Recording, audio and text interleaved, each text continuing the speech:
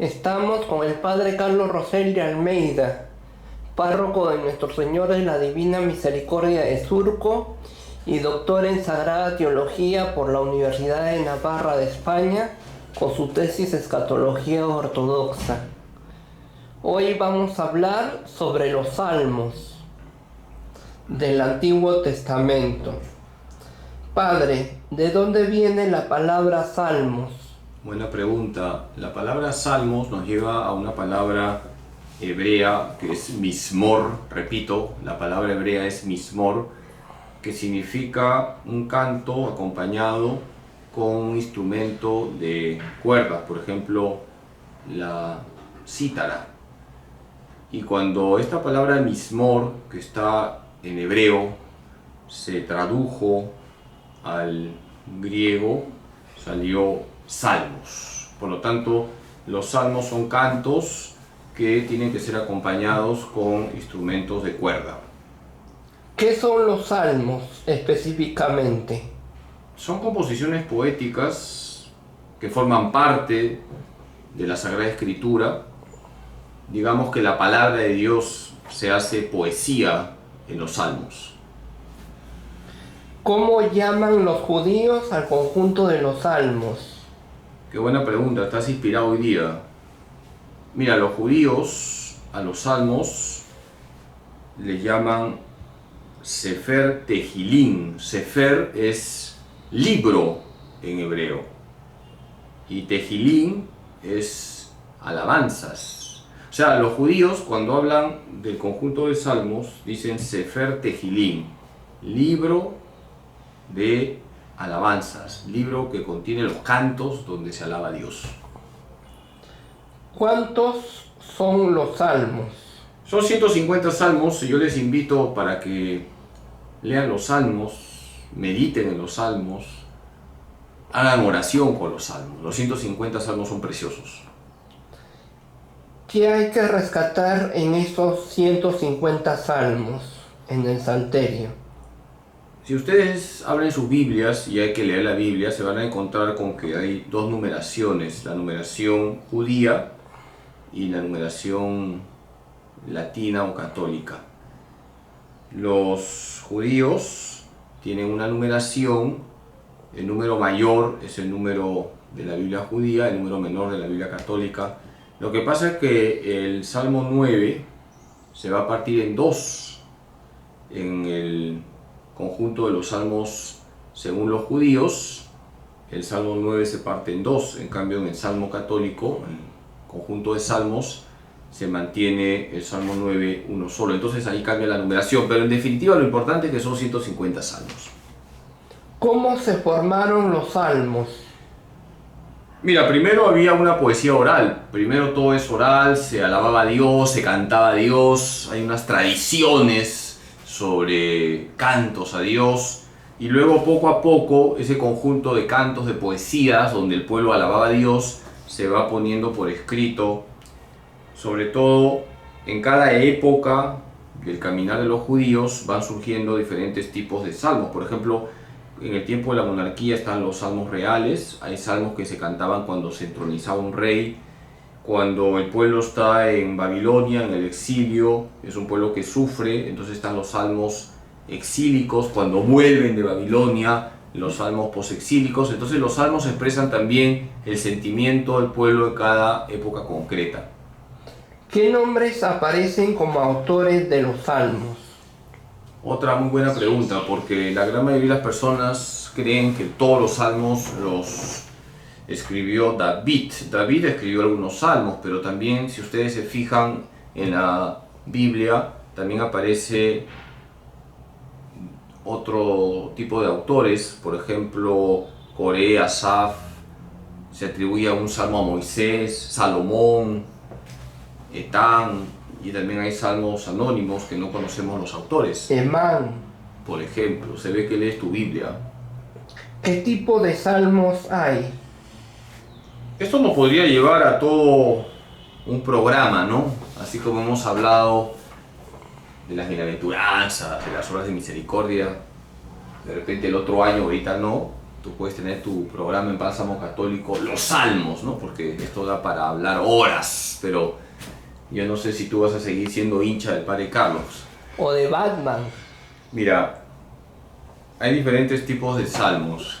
Tenemos himnos, hay himnos a Dios Creador, himnos reales, himnos mesiánicos, himnos de peregrinación, los himnos. Tenemos las súplicas, hay súplicas individuales, súplicas comunitarias, súplicas de confianza, súplicas de acción de gracias. Y tenemos los salmos de instrucción, donde vamos aprendiendo acontecimientos que ha vivido el pueblo de Dios. Por ejemplo, los salmos históricos, los salmos litúrgicos, los salmos proféticos, los salmos sapienciales. Entonces, los salmos los podemos reunir en tres grupos: salmos que son himnos, salmos que son súplicas y salmos que son instrucciones. ¿En qué consiste el salmo que es un himno? Como su nombre lo indica, son escritos para cantar como un himno a Dios, proclamando un atributo, por ejemplo, a Dios Creador, proclamar la venida del Mesías, proclamar la alegría del pueblo que va al santuario, etc. ¿En qué consiste el salmo que es una súplica? Son salmos que se redactan para pedir a Dios, ya sea de manera individual, ya sea de manera comunitaria, para mostrar la confianza en ese Dios que no falla, para mostrar también la gratitud ante ese Dios que no se deja ganar en generosidad. ¿En qué consiste el salmo que es una instrucción? Por ejemplo, si tú lees el Salmo 78 o el Salmo 105, te vas a dar cuenta que es un salmo que va relatando acontecimientos salvíficos que le han ocurrido al pueblo de Israel. O si lees el Salmo 15, es un salmo que te instruye para vivir la liturgia de entonces, el culto del pueblo de Dios. O si lees el Salmo 50, es un salmo profético porque es un salmo que va anunciando un futuro salvífico. O también si lees el Salmo 1, es un salmo que te instruye en la sabiduría, ¿no? Que te habla del justo. Entonces, los salmos de instrucción tratan de formarte para que reconozcas a ese Dios que actúa en la historia y actúa en tu vida. ¿Cuál es el salmo más largo? Buena pregunta. Los salmos tienen extensiones diferentes, ¿no? Son 150 salmos. El más largo es el Salmo 119, que es un canto a la ley. Es el salmo más largo. ¿Por qué el salmo "El Señor es mi pastor, nada me falta" es el más recordado, más querido y más utilizado en ritos, ceremonias y ceremonias eclesiásticas propias de la iglesia? No solamente el Salmo del Buen Pastor, ¿no? Que es el Salmo 23, sino hay otros salmos. ¿Cómo El cuáles? Salmo Miserere, salmo que nos habla de pedir perdón, misericordia, Señor, hemos pecado. No, tú no desprecias un corazón contrito y humillado, que tiene, además en este tiempo de Cuaresma, mucha vigencia. Pero el salmo que tú has dicho, el Salmo del Buen Pastor, es precioso porque nos orienta directamente a Cristo. Él es el buen pastor que da la vida por sus ovejas, y hay toda una tradición también de cantos que tienen esa letra, la del Salmo del Buen Pastor. ¿Y qué implica que un salmo sea más utilizado que otro? Depende mucho también de su relación con los tiempos litúrgicos. Hay salmos que fuertemente tienen una relación con el tiempo litúrgico y otros menos. Como digo, este salmo, por ejemplo, el Miserere, ¿no? Misericordia, Señor, hemos pecado, ¿no? Es un salmo que lo recitamos de manera especial en Cuaresma, que es un tiempo de conversión. ¿Qué enseñanzas traen los salmos? En primer lugar, el protagonista es Dios. En todos los salmos el gran protagonista es Dios. Los salmos nos permiten dialogar con Dios. Los salmos ayudan a hacer oración individual y comunitaria. En los salmos se agradece, se alaba, se exalta a Dios. Son tesoros de la oración. Qué bonito es rezar con los salmos. La iglesia utiliza los salmos en su liturgia, en la liturgia de las horas, en la Santa Misa, siempre se recita un salmo. Y una gran enseñanza es que Jesús es el salmista por excelencia, porque el Señor oró con los salmos.